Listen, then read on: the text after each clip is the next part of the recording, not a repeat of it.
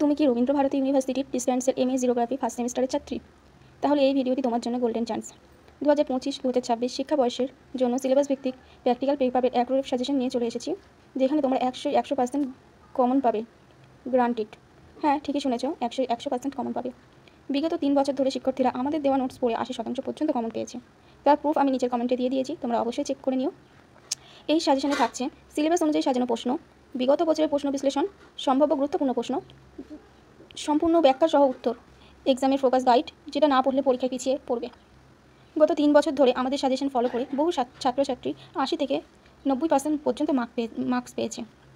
তুমি যদি সত্যি ভালো রেজাল্ট করতে চাও আর কমন পাওয়া নিয়ে চিন্তা না করতে চাও, তাহলে নোটস একদম মিস করো না।